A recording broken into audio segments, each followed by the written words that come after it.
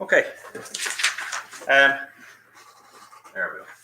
Just I thought I'd throw up on the board again, just the outline of where we are since this is our last week now before assignment week, which means that we are midway through the program for this semester, and I just wanted to highlight that to show you where we are and what we get to do. Now, there's slight amendment on this compared to what the original plan was. There. We have got down to here, and that's kind of the last topic we looked at. Last week was week 5. We were due to have a look at objects and classes, but then we extended it out to just kind of finish up on 2D arrays and have a work time class, and I'm fine with that. So what's going to end up happening is that we're going to look at objects and classes today, and then next week in assignment week we're going to continue looking at that. I have requested the extra class. I haven't been given the confirmation it's happening, but I can't see any reason why it's not going to happen. So if I hear to the contrary, I will let you know. If the room changes from this room, I will let you know. But I would take it that we will be in this room and we will be normal, same time and all that kind of stuff. Actually, that from a point of interest, if you're not having, who do you have after me? Paddy. So is Paddy doing an extra class next week? No. Okay. Is this time okay for you? Can everyone make it in for 6, or will I push it 6:30 to 8:30? Does that make it easier? 6. Okay. Great. That's the first voice I heard. If I hear something else, John, you can send me an email to say otherwise. I'm happy to push it out by half an hour. Hello. Just to again allow for commute time and all that kind of stuff. I hope, since next week is going to be midterm for a lot of schools, traffic's going to be quieter anyway, but we'll see. So what we've got left to cover on the course is objects, which we're going to begin today. In my opinion, it's probably the hardest thing you look at in first year. We are going to touch on it very lightly so that we can do some stuff with our final assignment, assignment 3. And then what we're going to do is we are going to leave it alone until we come back in second year to the entire module in second year. If you have ever done any object-oriented programming, I am going to put some caveats into the way I'm covering it just for this year. We're ignoring huge sections of using objects because I know that everybody revisits in the second year. Then we're going to look at file access, text files, and binary files. In the week that we'll be starting binary files, which will be week 10 by so everything's going to shuffle forward by a week, essentially. So in the week that we're looking at binary files, we catch up on this week here. So in week 9, we look at binary files, you get your 3rd assignment. That's going to be a 3-week assignment. It's an individual assignment. It's going to focus on objects, 2-dimensional arrays, and text files. So it's going to be something that involves all of those 3 things, plus the stuff we've done prior. It's not going to involve binary files, and it's not going to involve sorting.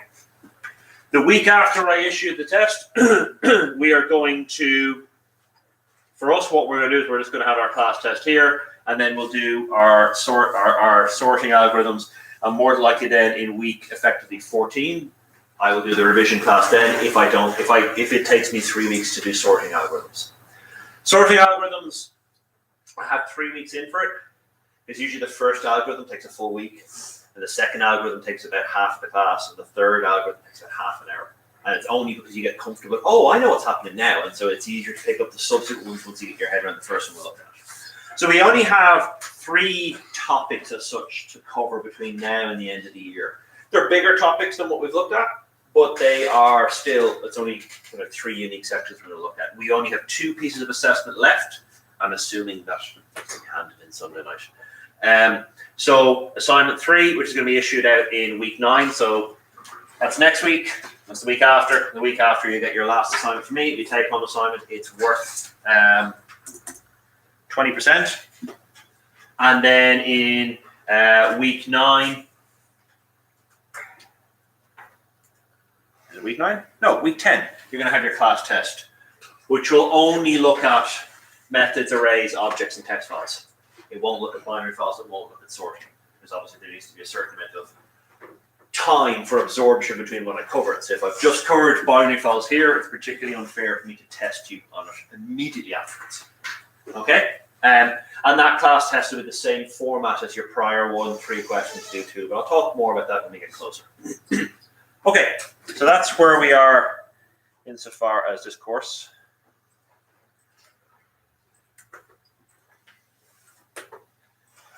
So, there. Oh, what the heck is that?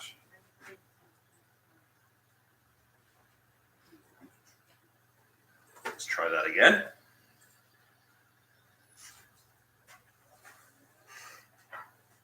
There, that's better. Okay, so Java is an object-oriented language. Now, object-oriented languages is something that if you've ever looked at programming, you'll see that phrase pop up several times. Most modern languages are object-oriented or they are functional.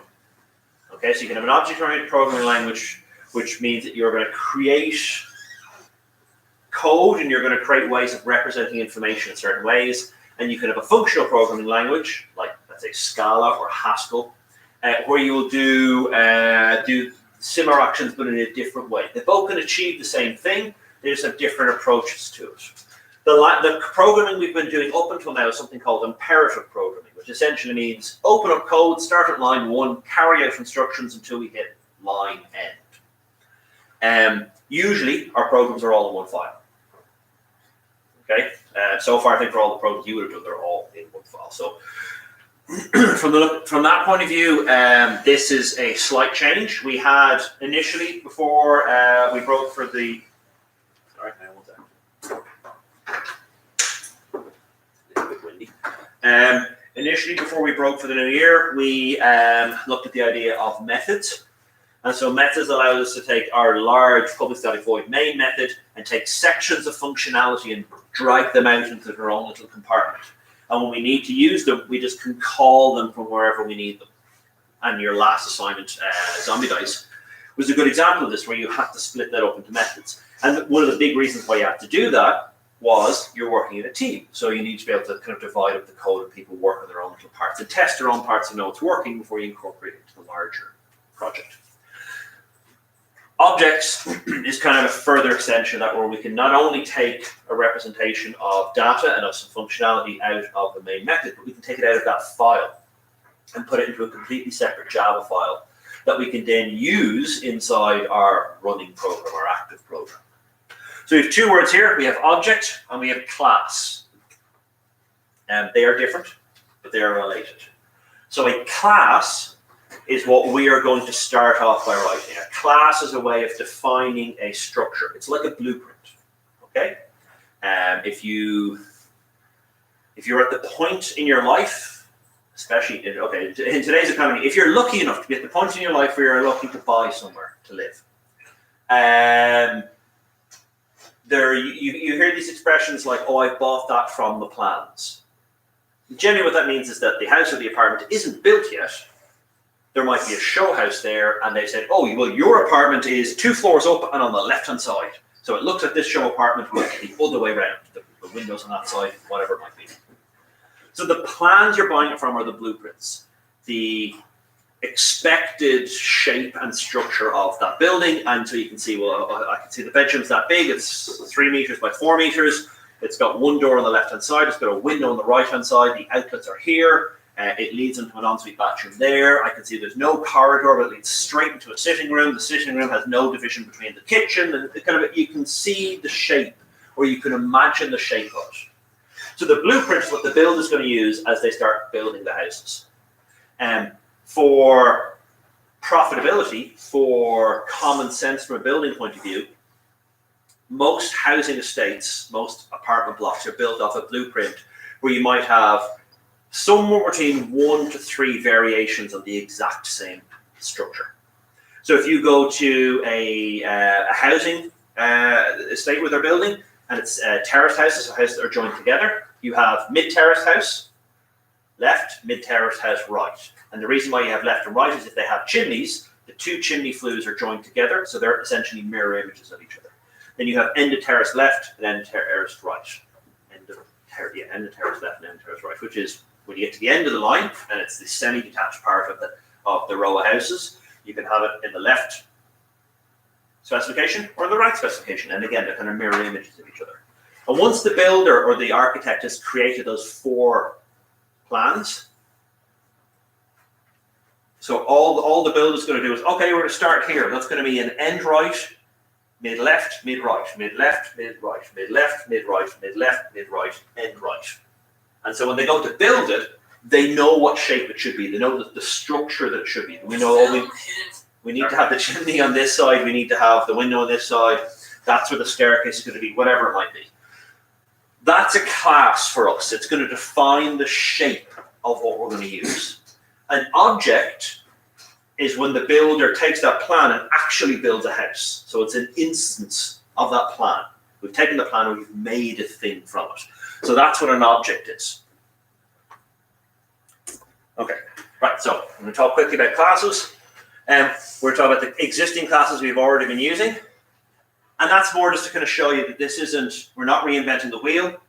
We're not doing something that is completely alien to us. But what I really want to focus on is this bit here. Okay, the whole point of us learning how to program is looking at what's possible, looking at stuff that other people have done, but make our own version of it so that we can get familiar with the ins and outs. So as we get more experience, we can design complex things. We're looking at how do we create new classes for ourselves. What's a constructor? What does public and private access mean? What are getters and setters? Talking wise, probably, how many slides have I got? I've got 28 slides. It's probably going to take me like an hour to do that. And then I'll do one code example to give you an idea. And so next week will be just code examples. I'll finish with the slides and we'll just kind of do iteration of it so you can see how they work. Okay. So the great thing about Java, or one of the great things about Java, is that it's an OOP language. It's an object-oriented programming language. So we can reuse code regularly. We're encouraged to reuse code. It avoids you reinventing the wheel. Now, let's be really, really clear here, because this is going to benefit you for making foolish mistakes going forward while you're a student. I'm going to ask you to reinvent the wheel several times. So are all of the lectures. Okay? So are all the lectures you're going to have in second year, third year, fourth year. The reason why we do that is to verify you understand what's happening. If we were to give you a real project, let's say over the summertime you get a Nixer. Oh, I want you to build this and I want it built in an object-oriented fashion. Great. They don't care how you do it. They don't care if you find a plugin or an API on GitHub that you can use that does all of the calculations for you. You have to write the math yourself. They just want something working. If I'm assessing it from an academic point of view, your ability to search the internet, find a library or a class on the internet in Java, download it, and write a program to use that thing that someone else has written, is probably not going to be one of the things that I'm assessing. I want to see, can you actually make this stuff yourself? So that as you move further in your experience, you can be that person who creates a super useful thing in Java and puts it up on GitHub for people to be able to have a look at and be able to use. But yes, it's meant to be there for not reinventing the wheel. If you were to look at your zombie nest assignment that you did, and you were to look at doing that without methods, whatever size of program that was now, or it is now, it will be exponentially larger without methods, because the methods allow you to go, oh yeah, call that method to generate the dice, call that method to update scores, call that method to print the menu. And it means that your code is not really kind of unruly with lots of duplication. You can say, oh, well, there's the menu, and that's the exact same every time, so I'm going to put that into a method. I've written it once, and whenever I need it, I just say, print menu. And it goes off and it prints the menu and then allows for user input or whatever it might be.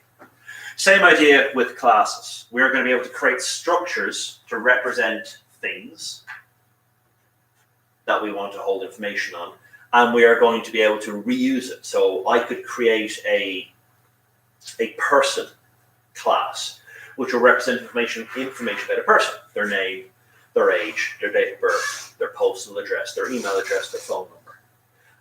one super advantage of a class is I can gather all of that information into a single data type, and I can move it around as one piece of information. But if we didn't use classes, we're kind of restricted to having several variables to hold all those pieces of information. And if we've got a group of people, we probably are going to have several arrays. We're going to have an array for names. We're going to have an array for ages. We're going to have an array for dates of birth. And what will happen then is that we'll have to say, oh, well, this is an index 0 across these 7 different arrays. That's one person. And an index 5 across these 7 different arrays. That's a different person. I'm going to guess that's probably how you accomplish some of your data keeping inside Zombie Dice. Is you had one array for the names and you had one array for the scores. And so element 0 refers to the same player across all of the arrays that you're using. And then element 1 is the next player. That's usually the way students do it. And that works. That's a nice small example because we're not holding a lot of information. You might hold their name. You might hold their score overall. And then their temporary score in the round they're playing. We don't need an array for that because one person plays and then that score gets added to their overall score, whether it's 0 or something above. So we've been using classes since day one. There are loads of classes inside our Java system. So ones we've been using is system. Okay, so system.out.print. Someone has gone and written the system class and the dot operator, so system.out.print, means that they have created all of these methods inside it. So inside the system library, which is a class, there are lots of other classes. So out is one of them. We also have in. We also have IO. We also have lots of other ones that work our way through it. And inside the out class, there's the .println, .print, .printf. There's different ones as we work our way through it. Arrays has classes, or is a class that has methods inside it. So array.carat, array.indexof is a way of us accessing an element of functionality that's attached to some data we're holding, attached to the value inside the array. String is kind of, let's start with strings there. In arrays, we have the same type of ideas as well. There are hundreds of arrays, or there are hundreds of classes that come with Java. Java not only lets you write code in an object-oriented fashion, it's built in an object-oriented fashion.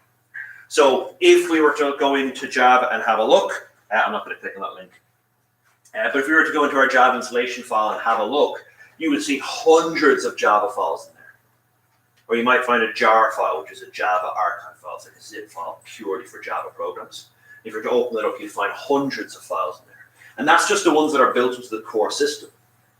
Beyond that, we can add in plugins. So if I wanted to write a Java program that linked into Twitter, I could go to Twitter and I could download what's called their API, their application program interface, which is a whole lot of other classes which allow me to log into Twitter, allow me to get information from Twitter. So can you tell me information about this user ID? How many followers do they have? How many people are they following?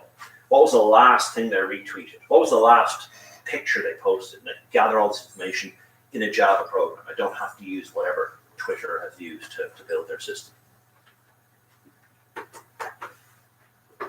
Okay.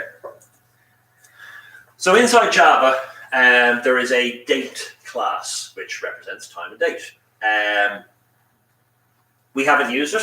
I tend to avoid it because there are different versions of the date class, and some of them are deprecated, so they exist, but you have to kind of override some stuff to get them to work. Some of them are newer versions, and they're always updating how that's been held. But it's a good example because everybody understands what date is. So if I wanted to use a date class, I'd call the data type date. I'd give it a variable name, date, is equal to a new date. Now that's super similar to stuff we've done already. Random or is equal to new random. Scanner KB is equal to new scanner system.in. Okay, so we've used this already. When we create our date object, what it does is it holds certain information about the date. So you can see that we have the day that it is.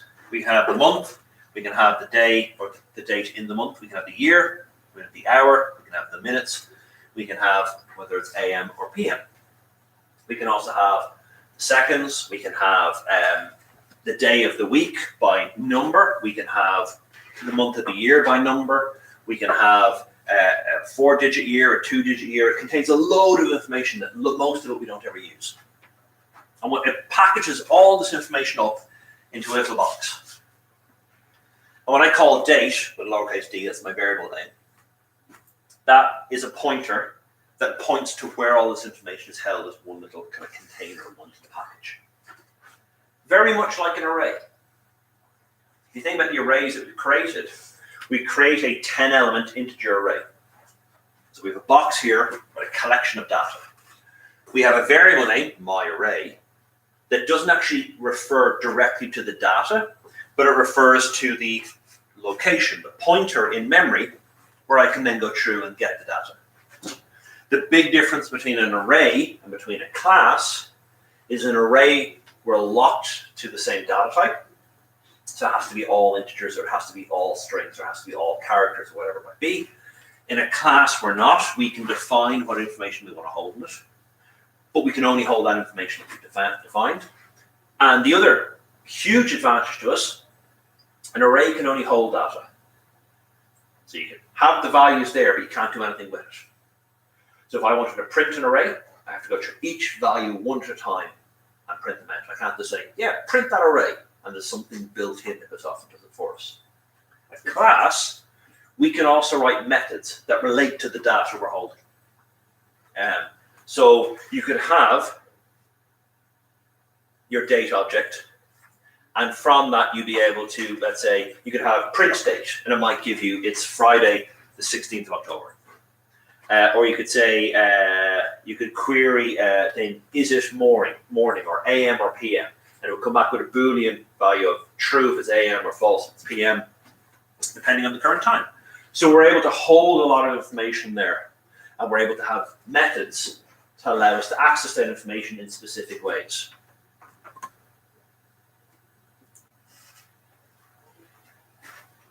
Our methods are a way of accessing functionality inside our class. So for example, if I create my new date here, I could call date.getHours, and it would return back the hours. So in the previous example, it would return back 12.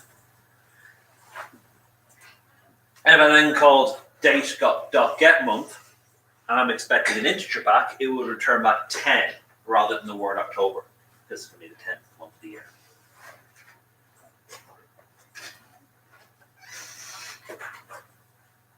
This full stop in between the variable name and the method's name that we're calling is called the dot operator. Whenever you see the dot operator, a full stop in between two words in programming, it generally means you're accessing a class. Whether you've written it or whether you're utilizing something that someone else has written, when you see that dot, it indicates that you're going into a class. If you see multiple dots, system dot out dot print, it means that you're going then through what's called several layers of hierarchy. So you're not just going and getting all the information in one location. You have to go to there, and inside that you have to go to here, and inside that you have to go to here. We're going to work our way through. Hey, here we go.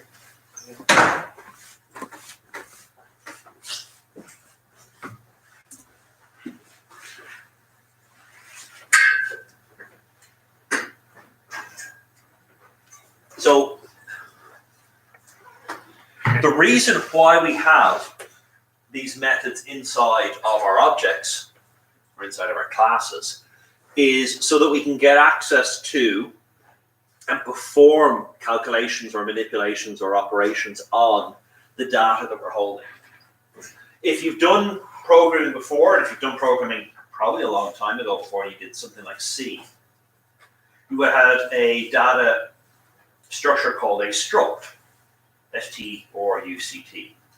And it literally just defined, here's a group of variables grouped together. And I can create a struct of car. That car might have a value for engine, it might have a number of wheels, it might have a string representing the name, another string representing the model, another integer representing the year manufacture. And you could treat that as one. And that was just a data structure.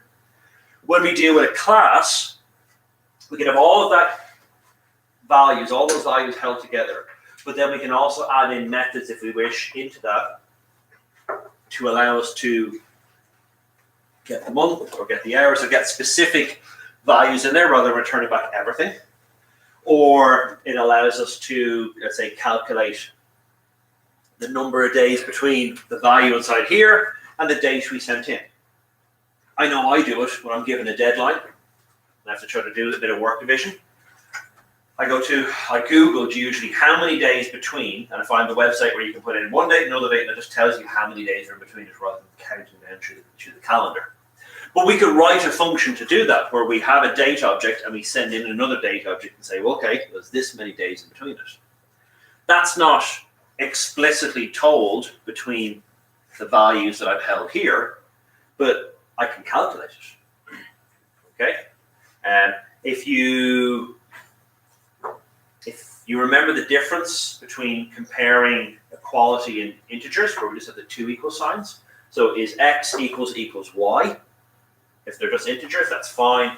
But when we're using string, we have string dot equals, and we send in another string. And what that's doing is it's going to the string class, it's going to the equals method, and it's comparing character by character as you go through the string. Are they the same? Is the first character the same as the first character? Is the second character the same as the second character, and so on? And it returns back true or false depending on how it defines. Okay, so that's the basic overview of what a class is. It's a way of storing a group of data that doesn't all have to be the same data type. It can be, but it doesn't have to be.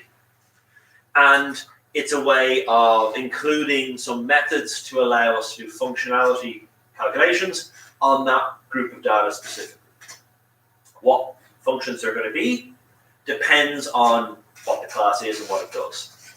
For example, with the full-timers, and I'll do it with E next week, with the full-timers, I built a really rudimentary version of Dungeons & Dragons, where they have a character that's got a name, an amount of health, a value for how much they can attack, a value for how much they can defend, and we built a very simple battle system, where we would pitch one person's attack against another person's defense to see have they done damage. Now, I built in, so we had those 4 pieces of information held, but I also built in some methods to say, tell me what the health is, so it just returns back that value, or print out the details of the character, it prints out all the values, or so something like this, where it prints out all the values there.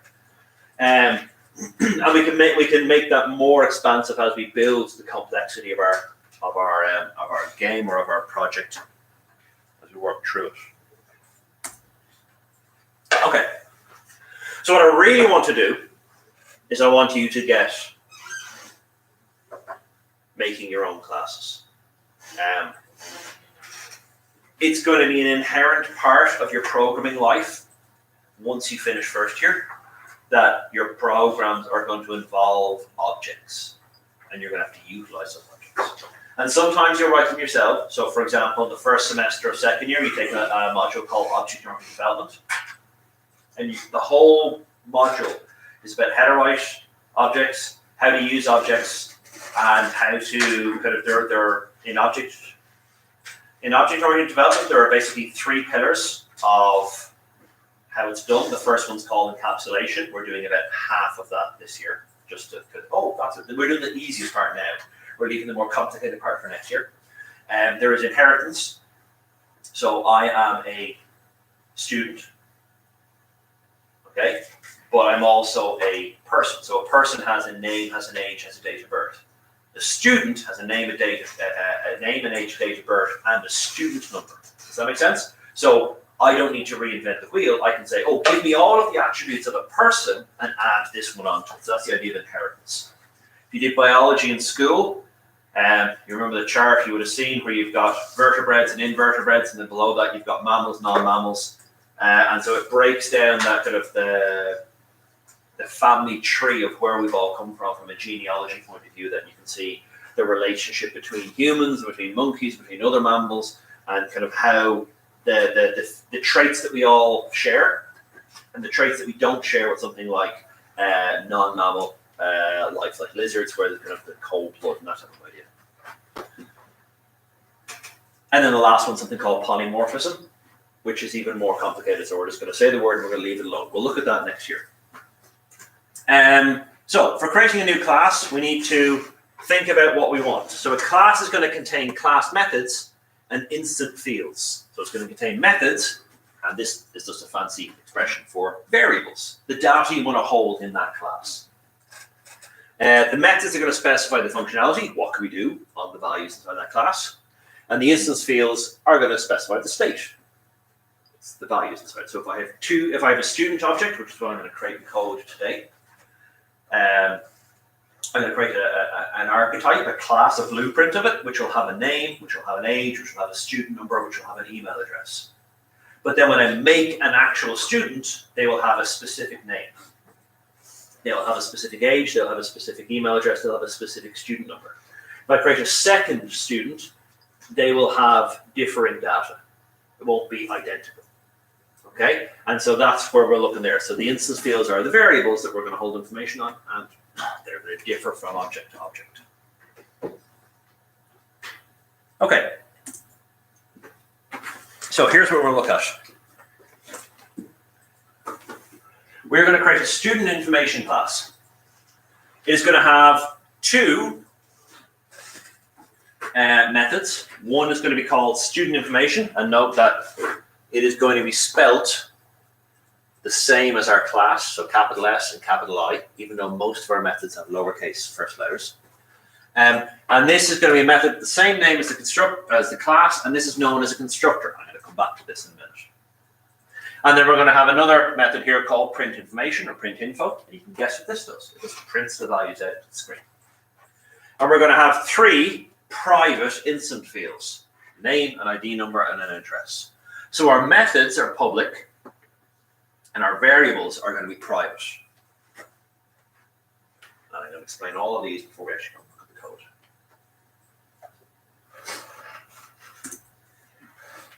So our constructor is a way of setting up our values. When we create a normal variable, we have to initialize it. We have to set some starting value that we have agreed. Oh yeah, in my program, int x is going to be started at 0 or 1 or whatever is most appropriate. String s is going to be started as an empty string. Boolean check is going to be starting as false or true, depending on what's most suitable for your code. Okay? So with normal variables, with individual variables, primitive variables, we have to do that. With a class, when we make an object, when we make a version of that class, a real version of the class, we need to send in starting values. We need to initialize each of the internal variables inside that, and that's what your constructor does. It must have the same name as the class, and it does not have a return type. So when we're defining our structure for our constructor, it'll be public, and then whatever the name of the class is, open bracket, whatever inputs you might be sending in, close bracket. Constructors can be overloaded. I don't think we did overloading with methods. Did we not? Okay, so the expression overloading means that I can have two methods of the exact same name, so print info, but their inputs can be different. So one of them can take in, let's say, a string, and an integer, and the other one doesn't take in anything. And Java will decide which one of them I'm going to use depending on what you send in. So if you call print info with just empty brackets, it'll go and it'll do the one that matches that signature. If you go print info, string, integer, it'll match that one. I'm not going to use overloading at all. Now, we're going to come back to that in a second here. We're going to have one constructor in any class that we make. And we're going to assume that when you make an object, when you make a version of that class, you have all of the information you need. Okay? The reason why you would overload a constructor, why you'd have multiple ways of setting up the starting values, is you might have incomplete information. When all of you registered in September, or whenever you registered, did all of you know your current phone number? Did all of you know your current postal address? Okay, so there's sometimes we get students who are coming over, especially during the daytime, if we have international students, they've applied for the school, but they haven't actually found anywhere to live yet. So they don't have a postal address, and the postal address is usually just the faculty to begin with. So we allow students to register where they have their name and they have a phone number, or name and an email address. They don't have to have a postal address. They don't have to put in next of kin values. They don't have to have their work details. They don't have to have, and even for you guys, because you're part-time, you're more than likely all working full-time. Did you all register and tell the college where you were working? I'm going to guess that you did. Some of you did, some of you didn't. And it's a non-vital or non-required element of our registration. You can add it in there, and it means that if for some reason something happened where we need to inform your employer, let's say we've had someone forget their bag, coming home with a whole lot of work documents or a work laptop that probably has company information on it, and they've forgotten their bag. Oh, that's Jessica's bag. Look at that, and you can go, oh, Jessica works here, and we have a phone number you can ring, so you can kind of say, oh, look, we have this here. We had one student years ago who had to actually go off in an ambulance, and it was an emergency scenario, so all of the gear for that student was left at the desk. So we were able to go and look up, pack it all into the bag, go up and look his employer and say, John had to go into hospital today, we have this bag here. Do you want someone from your company to come and collect the bag? Because I'm assuming it's his work laptop, so we were able to send it out that way. So you might have, the reason why you would overload Constructors is you might have varying amounts of information. We're not going to do that. We're going to create one Constructor for first year, okay, for each of the classes we make. And it will have all the information. So if we have a class that's got 3 private variables, well, then our Constructor is going to take in 3 private variables. It's going to take in 3 variables to set up, 3 values to set up.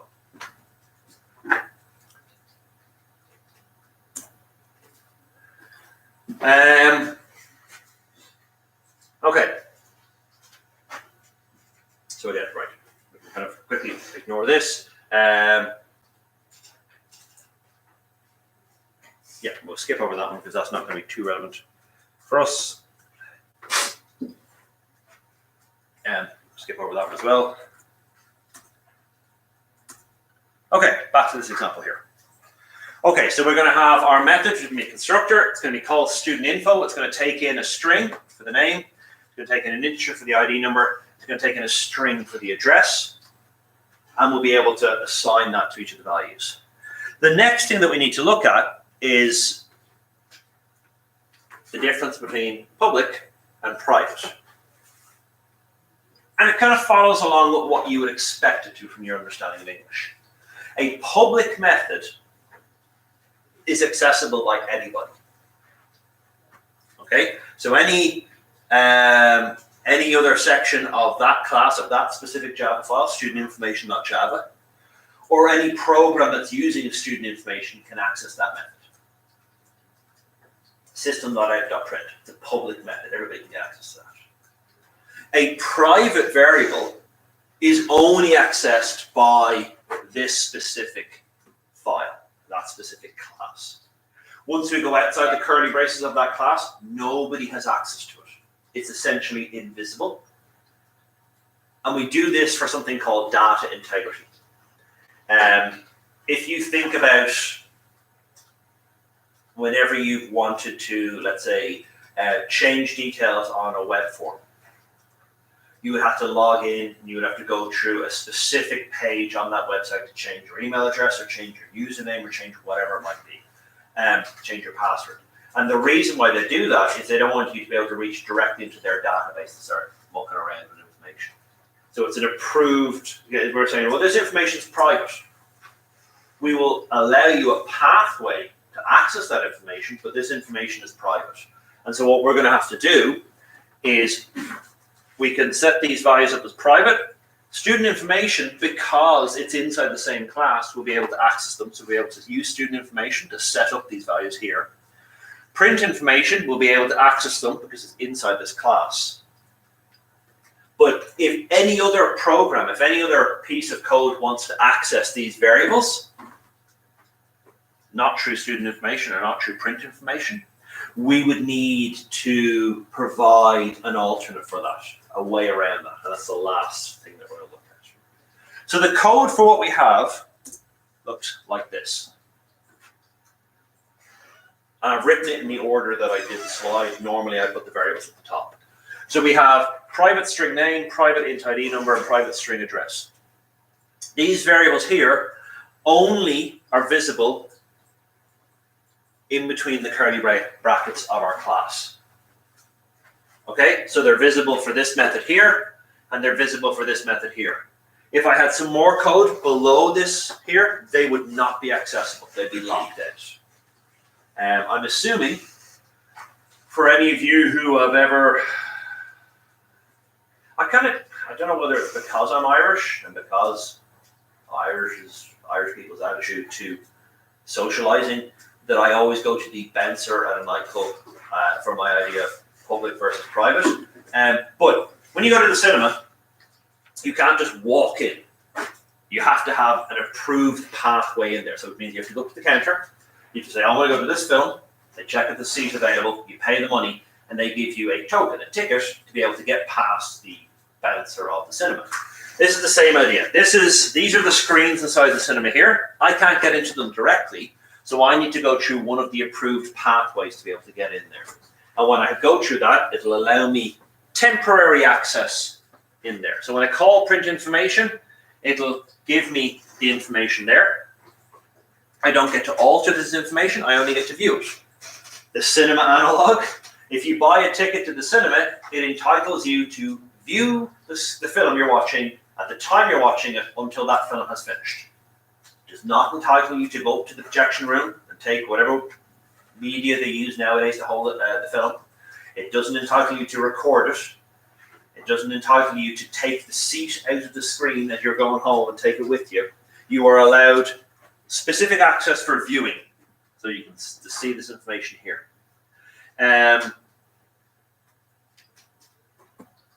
Okay. If I want, so here's my class. If I wanted to use that class, because there's no runnable code in that, we don't have a public static void main. We don't have a way of actually running that code. If I wrote that code now, and actually let's quickly hop out.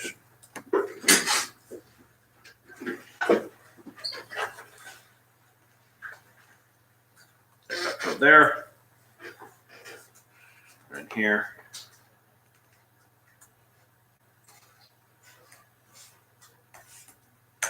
Okay, so there's my code there. That's irritating, so I'm going to cut that out, put it up the top.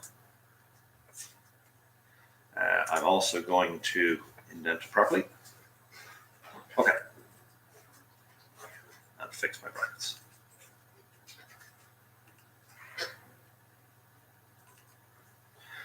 Okay, so I have my code set up here. I can compile that, that's no problem. So let's save that. Let's open up my command line. Let's go Java C, student information. Wonderful. Copying and pasting from Word, from PowerPoint never works.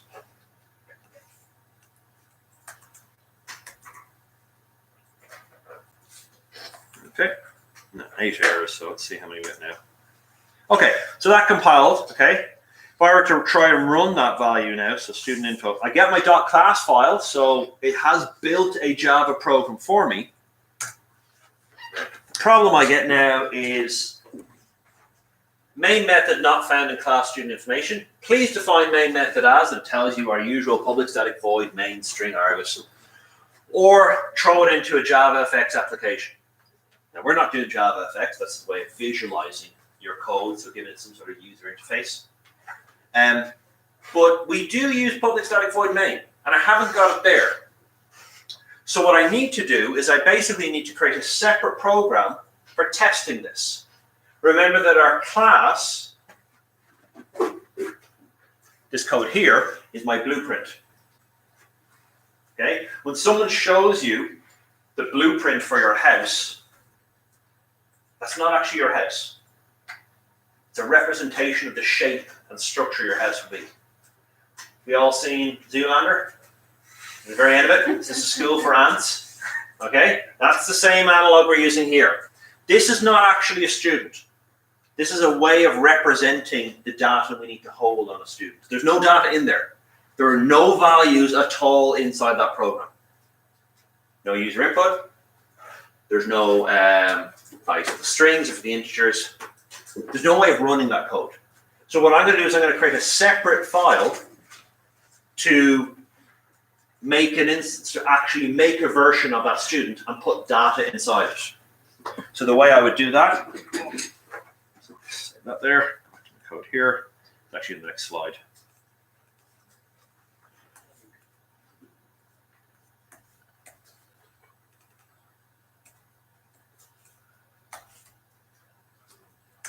No, that's good. Save as.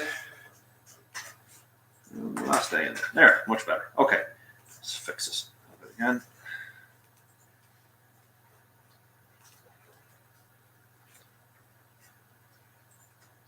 Oh.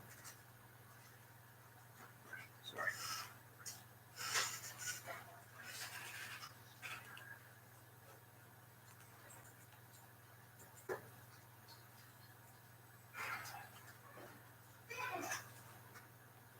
Okay.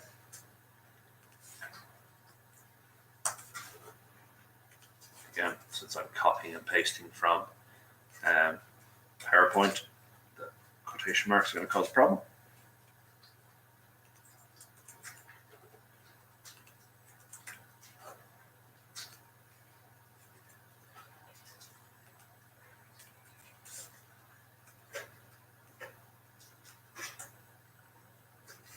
Okay, so now I have, if I zoom out that way there, you can see it all in one thing.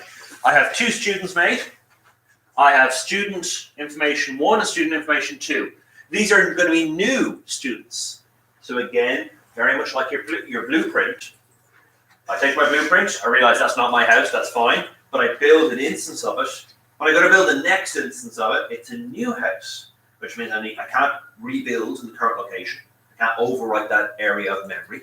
I need to move to a new location and start building from there. So that's what the new keyword's doing there. It's saying explicitly to the code, it's saying add a block in memory to hold a new object of type student information.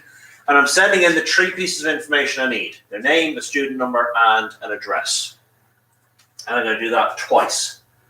So these are 2 different blocks in memory, both based off of the shape of a student information. So they hold the same data. They have the same methods built inside it. When I do new student information here, what it's doing is it's actually going to my class. It's going to the constructor. So this one here, and it's taking in a string, an int, and a string. And so what will happen now is I'm taking my the string n that was sent in, which is Alan Jones, I think, one. So John Smith. So it takes John Smith and it puts it in as the value for name. It takes in the first value, or whatever the ID number is, it takes it in there. It takes in the string for Bristol Road and it puts it in as the address. And now we have an instance. We have an example of a student which has data. We need a different program to run it, but we have used that program, to create 2 students, which are unique. They are different to each other. And then what I do here is I call print information for the first student and print information for the second student. So if I run that code,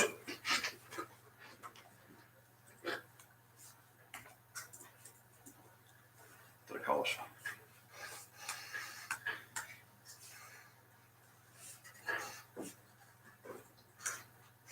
Okay, oh, I'm missing a comment. There we go. And then if I go to Java,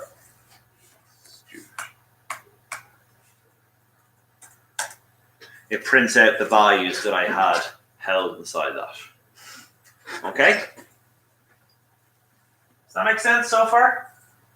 So really, based on what we've covered so far, all we've done is we have created kind of a custom data type that can hold more than one piece of information. And that in itself is very useful, because it means that if we had something like a student and we wanted to represent information about them, or we want to represent wholesome data on them, I don't need 3 different variables for every student. Then if I wanted to create a group, a collection of 1 million students, or actually let's take Griffith College, of the 9,000 active students we have, I don't need to create 27,000 variables. I create one array of type student information that's size 9,000. So I have a collection, and each element in that collection is an object, and inside that object I have 3 pieces of information. So you can see how this is really useful for gathering massive amounts of information and moving it around in programming. Imagine if I wanted to, let's say Griffith College had a really weird promotion. If you ever look at the social media for Griffith College, every now and again they come up with, like they have their usual, oh, we have a scholarship, we have a bursary for STEM, we have whatever, the normal promotional stuff. And then every now and again they have a weird one. Was it last year, 2 years ago, for some reason we gave away a Vespa? Like, not even to someone who's registering for Griffith, it was just, we held a huge competition on Instagram or Facebook, and the prize was a Vespa scooter. I don't know why. It was red, but like, okay, so let's say they came up with, the marketing team came up with another really weird promotion. Any student who has the first name Carlos gets 50% off next year's fees. Okay, so 9,000 students. If I wanted to check how many students there are, because before they would launch something like that, they would say, well, how many students are we giving discounts to? Okay, so they probably want to figure out, well, how many are there? So if you had an array of 9,000 students, and in each of those students you had your name, you had the ID number, and you had the address, well, what you would do is you'd have a loop to go through that array. For every element in that array, you would take the student information object, and you would check for the name. And if the name matched Carlos, count it up by 1. If it doesn't match Carlos, move on to the next one until you hit the end. Okay? So you check through every record. And so you could process through a huge amount of information really, really quickly. Because if you imagine trying to represent how you would search for that without using classes, without using objects, without using arrays, it'd be very, very difficult to represent how you'd want to do that. In that last example, okay, public, private, already talked about that.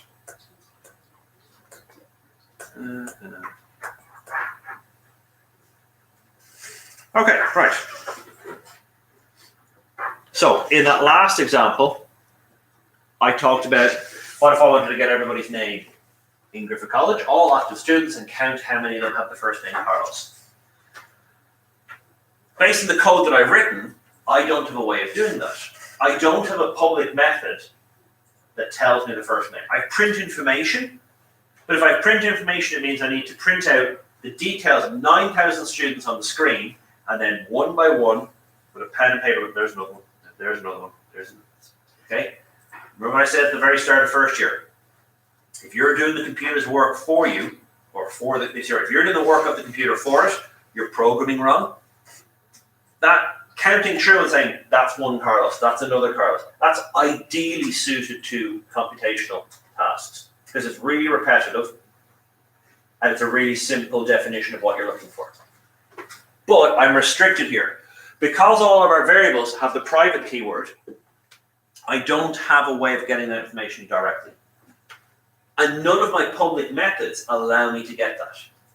So what I need to do is I need to create what are called accessor methods. At the moment, my class looks like this.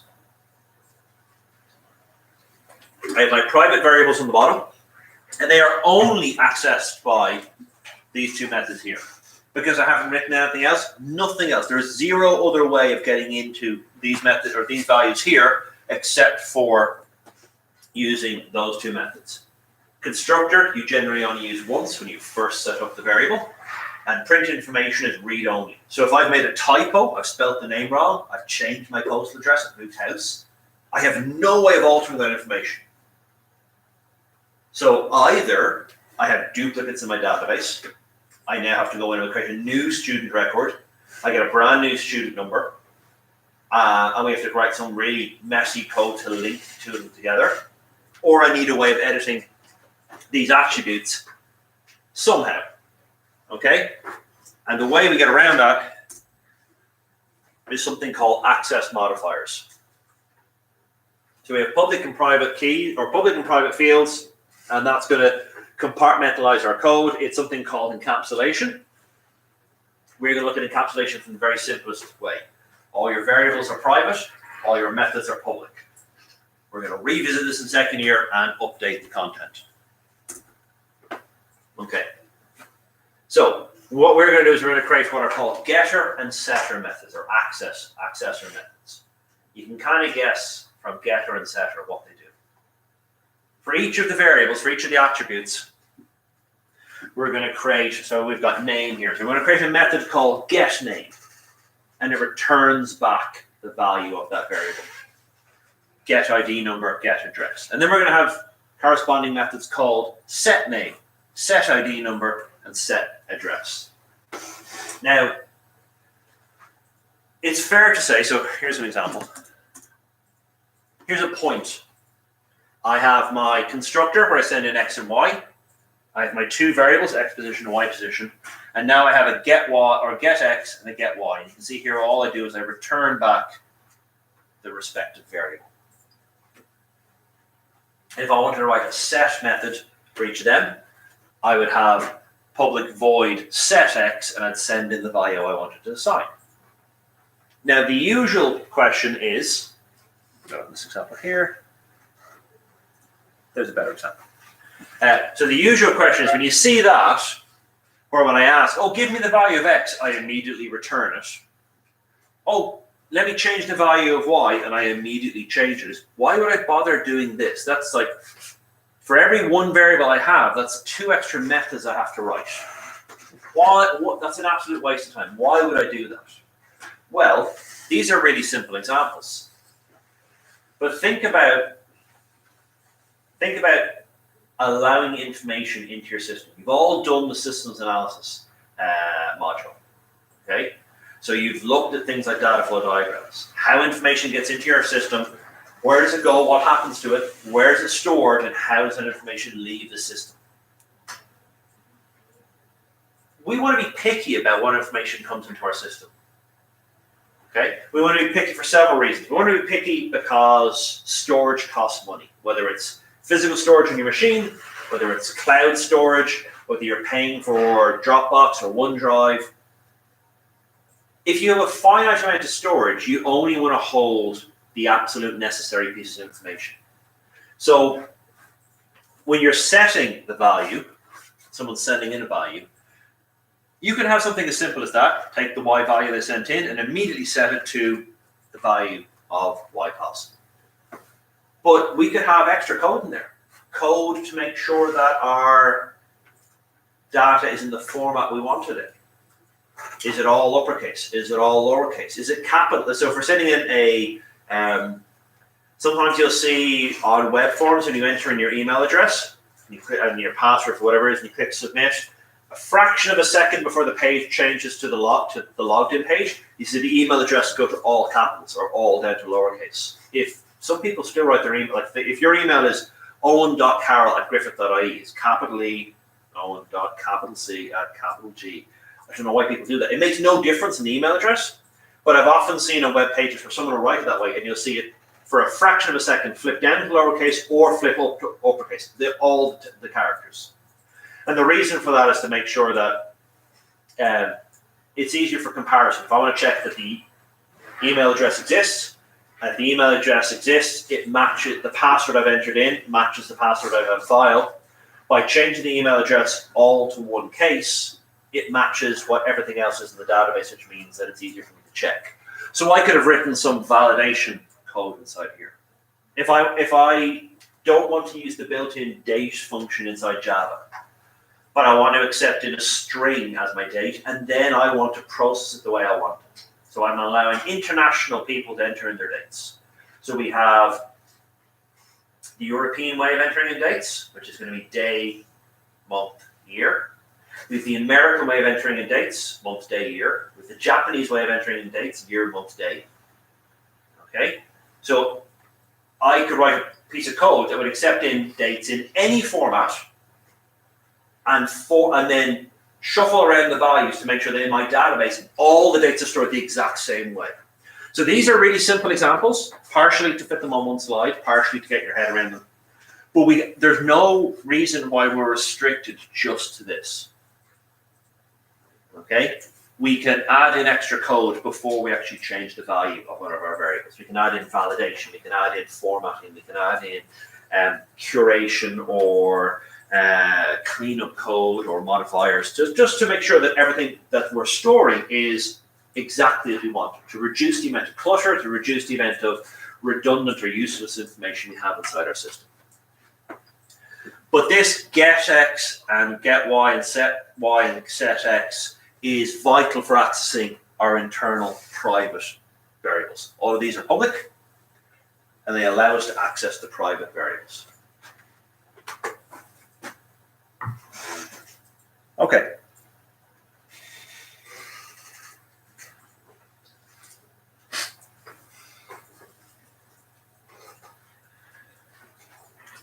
That's a lot of stuff. It's a lot of content to cover in just about an hour. Okay. The takeaway from this, and we're going to go through kind of a code example now just to kind of reinforce it. But the takeaway from it is a class is a blueprint for the shape you want to hold, the shape of data you want to hold. It allows us to collect a couple of variables that are going to be related to each other. So if we have a student, the variables we hold on that student would all be related. It'd all be about that student. If we created a DVD, I think is one of the examples there.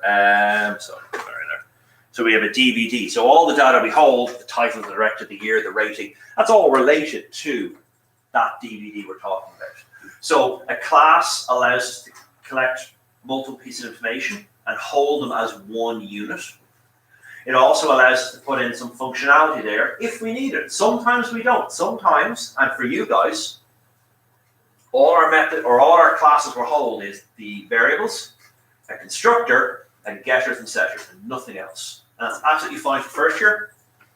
We will see as we go through second year, we will do more complicated stuff with it. The reason why we have to have methods inside our class is to allow access to our variables. And we need to allow access to our variables because the general consensus is that we declare them all as private. We don't allow direct access to the values inside our class. We have to go through approved pathways, whether that's the constructor when you're first initializing it and setting it up, or whether it's another method to allow you to get the information or to set the information or to print the information out. And all those methods work the way we're used to writing methods. The only difference is we don't need the word static. That's the only difference. Remember I mentioned that static means you will have one and only one version of that per program. But if I flick out to my code, you can see here, I create two students. So I have automatically duplicated all of the functionality that we have there. I've duplicated the constructor, I've duplicated the print information. So they can't be static because by its nature, if I create a class, it's there for code reuse to allow me to not have to reinvent the wheel every time I want to hold information on a student. So if it's static, I can make one, and then I have to make a brand new class to hold the next student. If it's not static, if I've removed the keyword static out of my class, you can see static isn't mentioned there anywhere, it allows me to create as many of them as I want in the one program. And they're all separate bits of information, and it doesn't matter because they relate to different pieces of information. Each of you in this room are a student. We expect you all to be different, to have different information about yourself. We don't expect that if we have one student, great, oh, you're another student program. Okay, let me go find a different classroom for you to sit in. Another student, let's find a different classroom again. We assume that one class can hold lots of students, and each of those students have their unique attributes, name, student number, that type of stuff. Okay. Does anyone have any questions before I start looking at a worked example?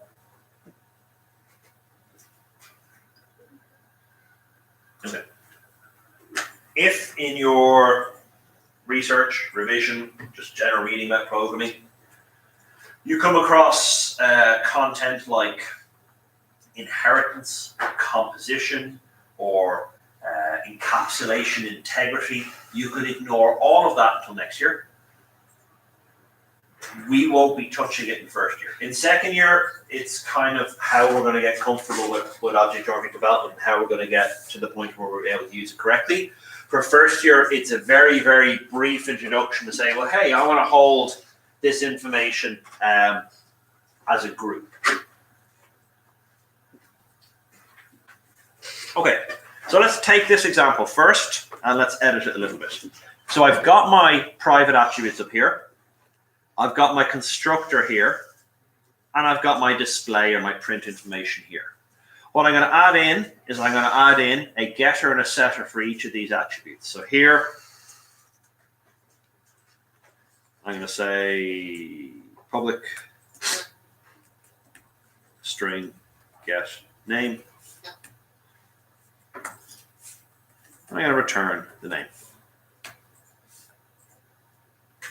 And I'm going to have int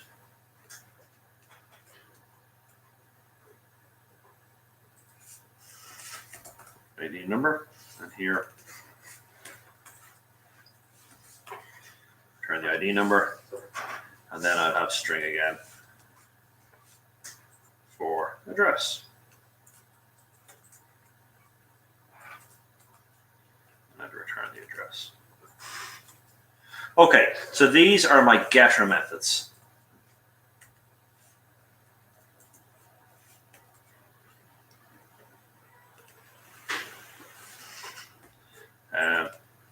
This is my constructor.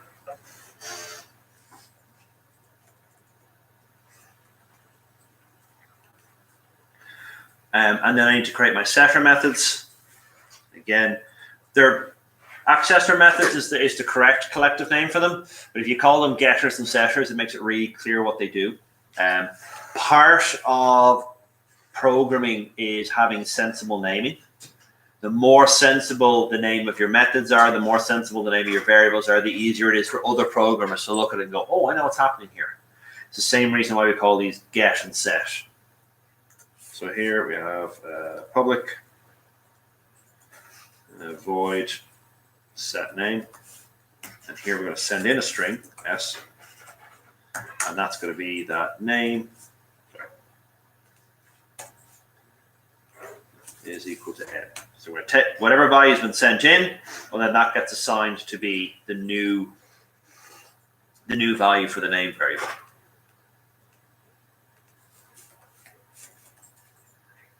Okay,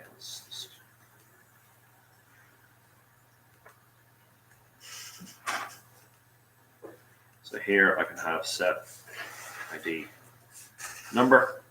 Here it's going to be taking an integer. And here we can say ID number is equal to I. And here we can say set address.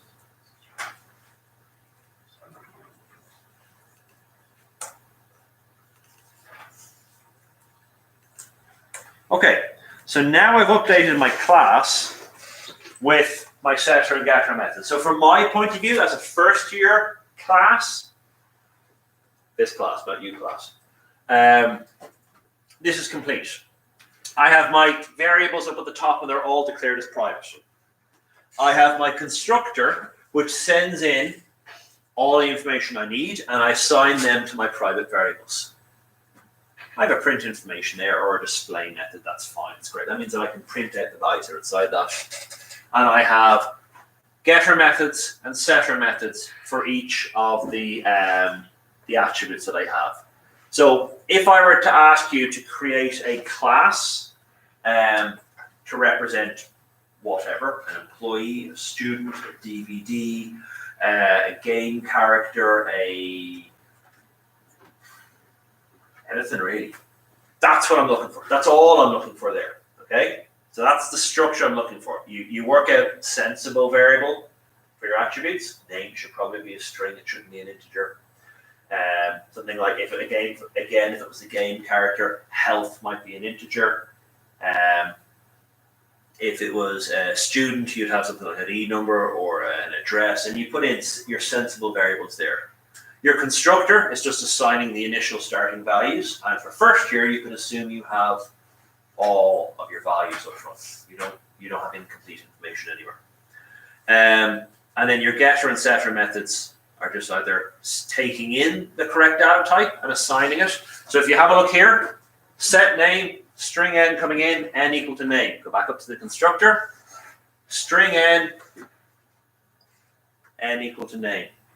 Okay, so it's very close to the way we do the constructor, but just separating it out into individual sections. Once you've got that done,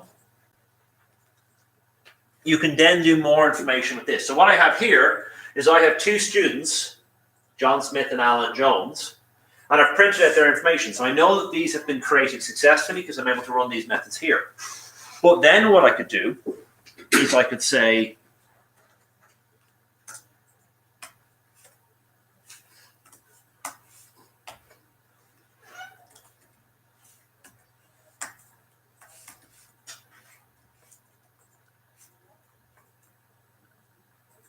I could change the name of one of them, and I could change the ID number of the other one.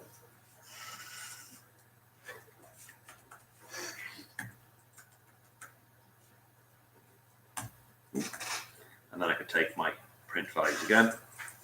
I could put them down here. So what will happen now is we will create our two students.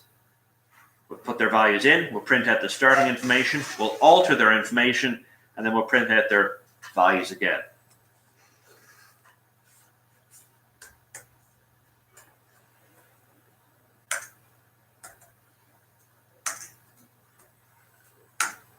And so you can see now, we start off with John Smith, this student number, that address, Alan Jones, this student number, that address there. And then the next time round, we've changed it from John Smith to Owen Carroll, but all of the other data is the same. So we've only changed one attribute.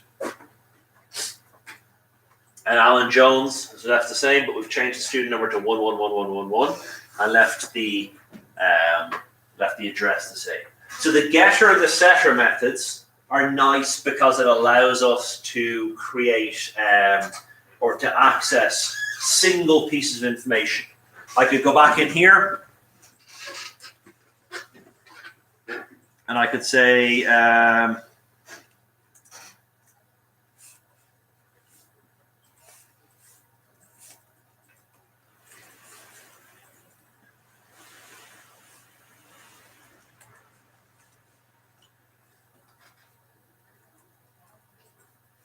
get address.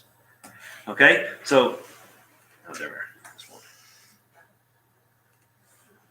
So the get address command is going to return back a string. So I'm going to call that. It's going to go, oh, replace this SI1 get address with the string that it sends back, and then print that string out. So now we're able to not only change individual values, but we can retrieve individual values as well. What's there? Get address.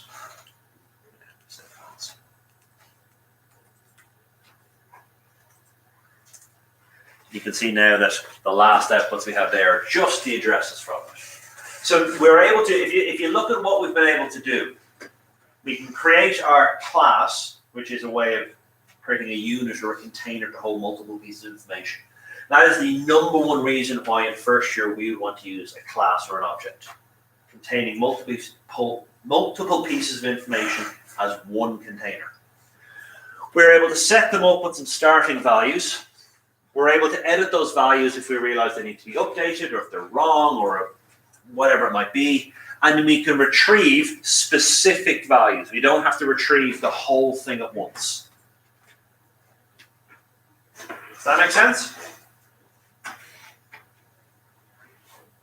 Any questions? No? Okay. Right.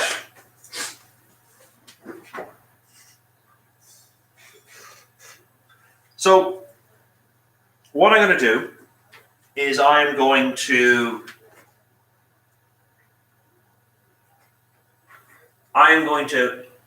create a small method that is going to randomly populate some information into create a whole bunch of student information objects and randomly populate information there. Now, I want to do this quickly, so you're not going to get super accurate information. I'm not going to have unique names going all the way down. I'm going to have student 1, student 2, student 3. The student numbers will be randomly generated, and the addresses will just be address 1, address 2, address 3. But you'll see how we can make a collection of students pretty quickly. Okay, so let's create a copy of this. So I'm going to reuse. So here's another really useful thing. I'm going to make a new test program. But my test program is going to reuse my student information. I'm not rewriting the student class. That's my blueprint I'm going to reuse. If you have been, going back to the house analog, if you've been into houses across different counties, you'll start to notice that, hey, this is really similar to a house that I was in Dublin, and this is in Carlow. And because that's what happens. Developers will develop a house. Oh, here's an ideal 3-bedroom terraced house that is 60 meters squared, 600 meters squared. I always get mixed up which is, well, I think 60 meters squared is what, roughly.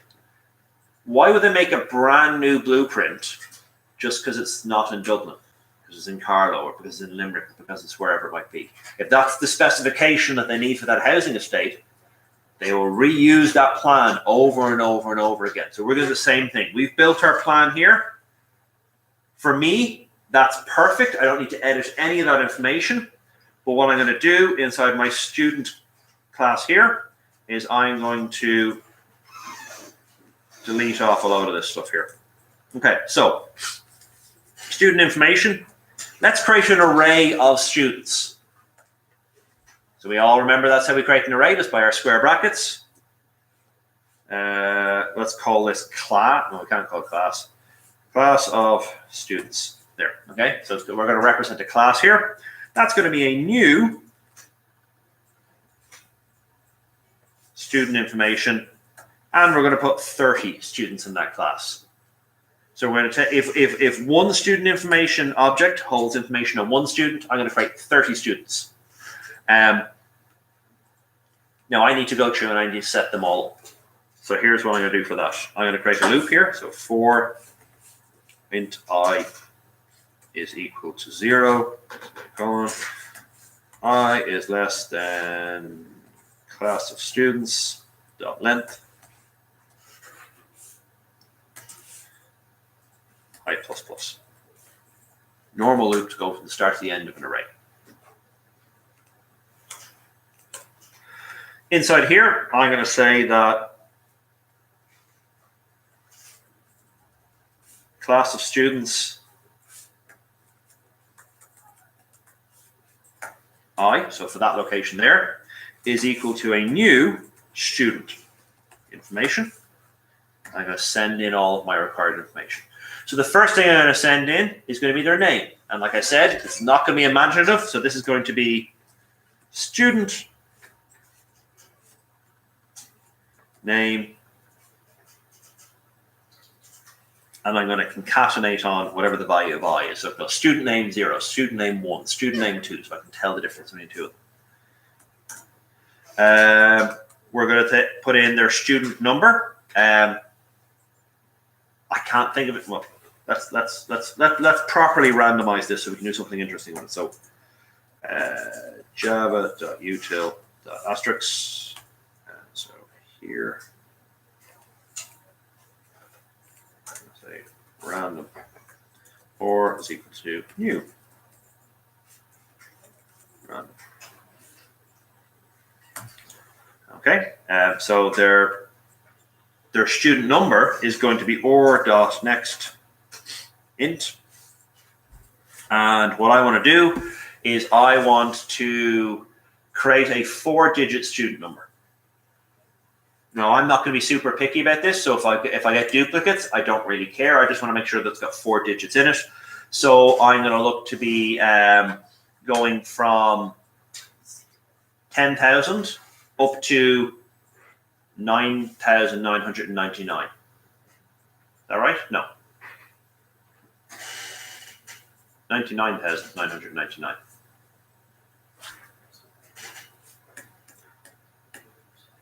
Okay. So that's going to generate, there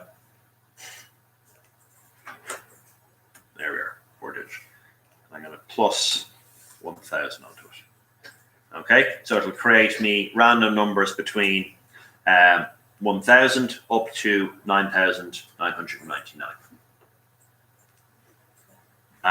For their address, then again, I'm going to take the same idea of address plus I.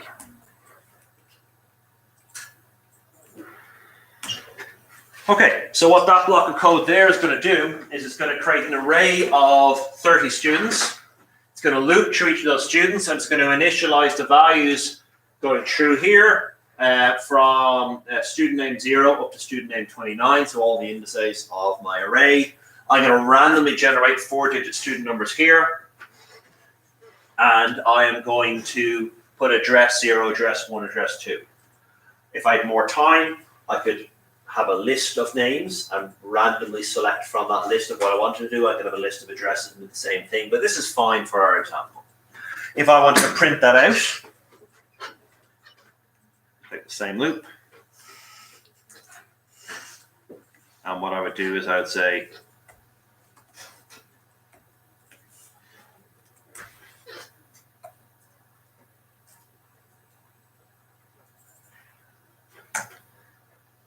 just that. Nope. There. So what's going to happen here is we'll go through each object in my array. Each of these objects in my array is of student information. Inside student information, I have my method print info, which will print out all the values. So that should print out the list of all 30 students. So let's test that first of all before we do something with it. It's going to be Java C, student 2. Okay, that seemed to work. And then I have to go Java student info 2. Okay, so you can see here are all of my students. Student 0 all the way down to student 29. Student 0 lives in address 0, that can make sense. And here are all of my random numbers. Okay, all the student numbers I've generated. And more than likely there's some duplicates in there. I'm not too worried about that. If this is a real system, first of all, this information will be stored somewhere. So if it's stored in something like a database, you'll find this out next semester in second year. You would have essentially an incrementer. You set the starting number, and every new data that's added in, it's the last student number plus 1. When you registered for Griffith College, you didn't pick your student number. It was the number of the person before you plus 1. So you'll see very often if I get siblings in the class, they are 1, 2, 3, 4, 5, 6, 7, 1, 2, 3, 4, 5, 6, 8. They're right beside each other because they just happen to register one after the other and no one registered in between. So I can see here that I've got all the information. That's fine, I've created that, but really what I want to do is I want to utilize it. So I'm going to create another loop that's going to go through that, and it's going to only print out the even student numbers. So only numbers obviously that are divisible by 2. There's no reason to do this, but in full-time, first year, we started off with 75 students. These labs only hold about 30. So what we do is we split them to 3. Now, the way I do that is I do it alphabetically. I take the class and I go 1/3 down, that's group A, next third down, it's group B, last third, that's group C. But another way of doing it is if I only had 2 groups, odd numbers go one side, even numbers go another side. Now, the problem there is there's no guarantee that that will maintain balance, but it's a good way to start. So let's go back in and have a look at the code. Here is my loop to print everybody.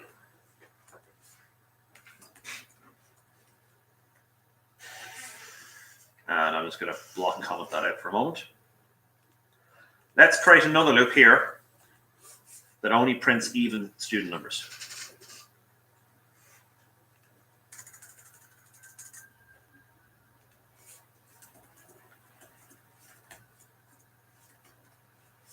Okay, so we're going to have 4 int I is equal to 0.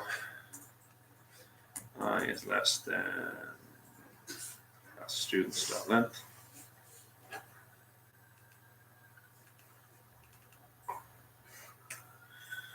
And then I plus plus. Okay, so our loop is the exact same because we have to go through every student to work out which ones have even student numbers. But what I'm going to do inside here is I'm going to say if class of students I dot get ID number. Okay, so I'm going to call that method there. That's going to return back whatever student number they have. If that modulus 2 is equal to 0, well, then I'm going to print them out. So I'll take here. If it's not divisible by 2, in other words, if it's an odd number, I'm just going to skip it and move on to the next one. So you can see here what I'm doing is I'm taking every single student. I'm calling the get ID number on every single student. And depending on the result of that value, I then will also call this method here. Does that make sense? So if I test that now,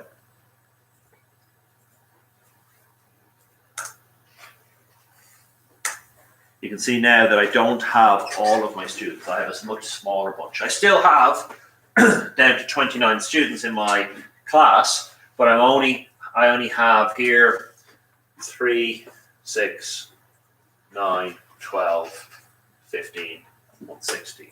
So I've almost half in one group there. So that might be a way that I could use if I had this type of system and I wanted to automate my group creation process. That might be one way of looking at it. Does that make sense? So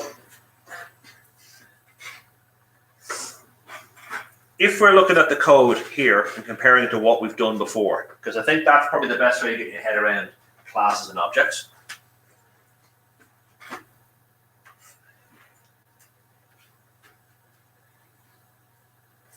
Where we use it here, we're just treating it as a new data type. So we're going to say, create a collection of student information objects. And we're saying that with the understanding that we know that our student information is structured like this, that it holds this information here.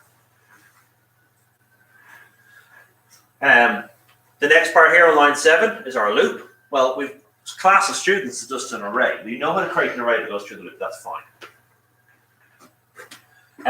What we're doing that's different here, I suppose, is we're using our new keyword, new student information, and calling our constructor by sending in our values here. So we've seen an example where we create one object and we go new student information and put in the values. This is just a way of mass producing that for a larger number. And if I look at this loop here again, at the bottom, it's just a loop to go through an array. We've done that lots of times already. This is just an if statement to see if a number is even. The only difference is what I'm saying is inside this array at this specific position here, which is a student information object, go into the file, go down to get ID number, which we can see returns back an integer, and it returns back whatever ID number was held there.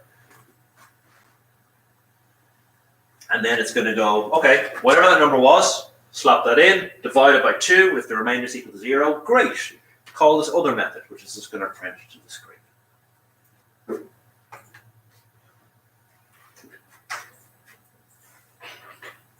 Does that seem to make sense, T? I'm well aware I haven't given you anything to practice on yet, but from what I've done today, does it seem to make sense? No?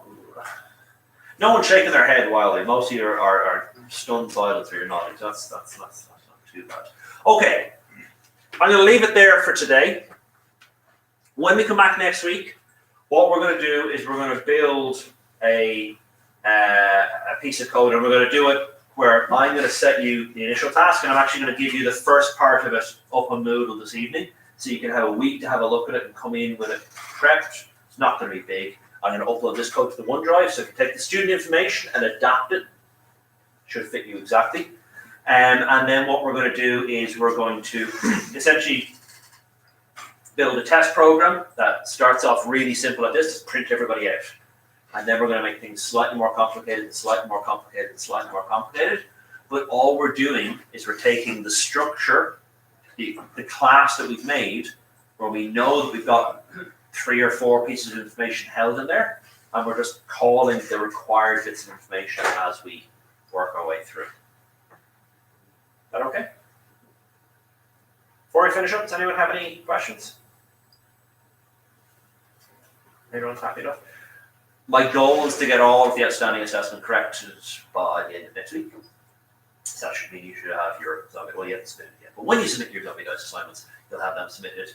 I will also check probably in next week's class how people are getting out the second workbook. I am aware that I've forgotten about it, and I'd said there isn't any pressure on the deadline on that at all.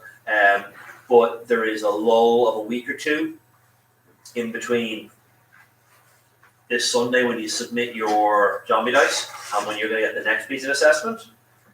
If you've had a look at the workbook, they're not massive problems to attempt. So I would advise you to chip away with them as much as you can, whenever you can. So once this one assignment's in, get 1 or 2 of them done, get it out of the way. I'll just check in and see where people are getting on. Yep. To update the date, it's still like 7 years. I wasn't yet. No, don't. I did not. I'm going to do it now before I leave this room. Okay. All right. Let's finish the stream here. Okay.